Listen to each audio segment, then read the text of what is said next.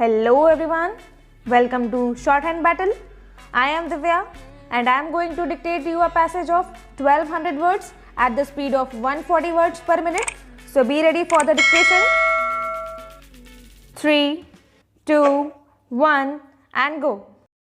Mr. Deputy Chairman Sir, we are discussing the budget for the year 1961 to 1962, which is the first year of the third 5-year plan, and therefore it is appropriate that the Finance Minister has given a bird's eye view of what has been achieved during the first two plans. The Economic Review also gives a comprehensive view of our achievements as well as of certain shortcomings here and there. I would therefore congratulate the Finance Minister and his ministry for placing before us a realistic picture as has emerged during the last 10 years and the approach which the Finance Minister thinks we should adopt towards the third 5-year plan. This is not an ordinary budget for 1 year or for 2 years. This budget should be looked at from the point of view of the beginning of our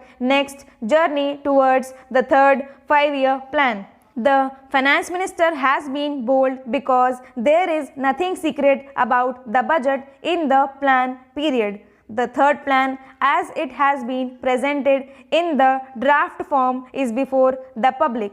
There it has been envisaged that in order to see the plan through, about rupees 1700 crores would have to be raised in the country both at the state and at the central level. So, the taxes which have been imposed in this year's budget were not something which came suddenly.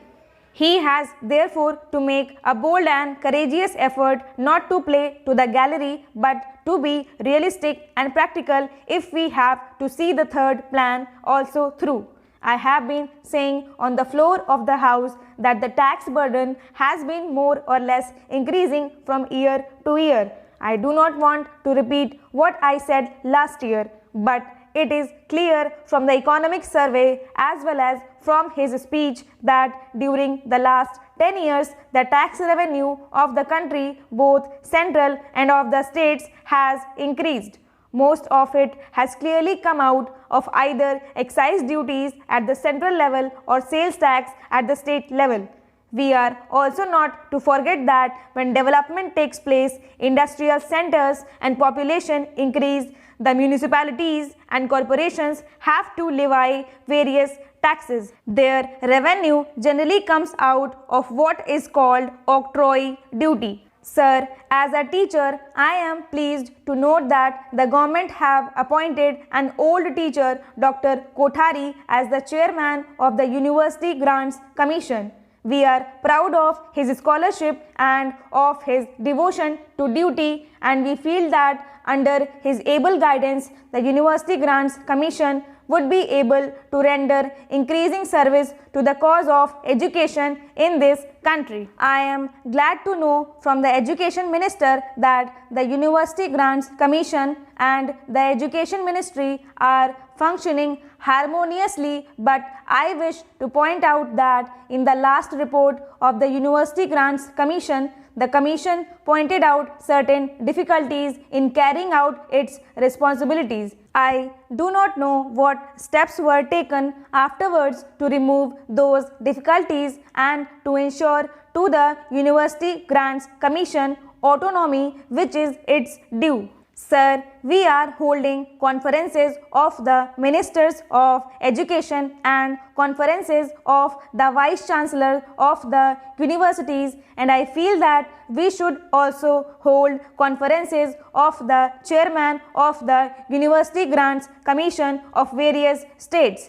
In spite of that jurisdiction, we are holding conferences of Vice Chancellors of universities and we are dealing with various educational questions. If there are university grants commissions in certain states and if they are not functioning properly, it is the duty of the Education Minister at the center to deal with that problem also in the conference of the Ministers of Education of the various states if they find some difficulty in having a conference of the chairman of the University Grants Commission of the various states. I do submit that the universities are not functioning as autonomously as perhaps the education minister wished them to function. I know that in the last report of the University Grants Commission, it was said that freedom is vital to good education and democracy, and I know that our education minister today also repeated the same idea in other words.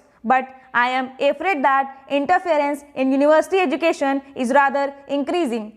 The bureaucratic spirit is tending to dominate the university life much more than it did when we were under the British regime. Universities in certain states are tending to be instruments of the government's policies. Intra-party conflicts at the government level and often conflicts between the state governments and the union government in certain cases cause difficulties in the administration. Mr. Deputy Chairman Sir, I welcome the bill which has been moved by the Honorable Minister. This is a bill which has got the consent of the important organizations of the scheduled caste and of the scheduled tribes, and as such it is in the fitness of things that we should try to respond to the desire of those organizations and their representatives. Sir, the sentiment of those organizations is quite understandable because in the arrangement as it exists at present, those members of the scheduled caste and of the scheduled tribes who want to take advantage of the reservation made for them in the constitution in order to represent certain constituencies in the legislatures are laboring under a distinct disadvantage. The disadvantage is that a double member constituency by its very nature is an unwieldy constituency, and except in certain urban areas the constituency covers a very wide area and it becomes very difficult for any member to approach each and every voter as he should and to convey them his ideas, his policies, his programs and to canvass his vote.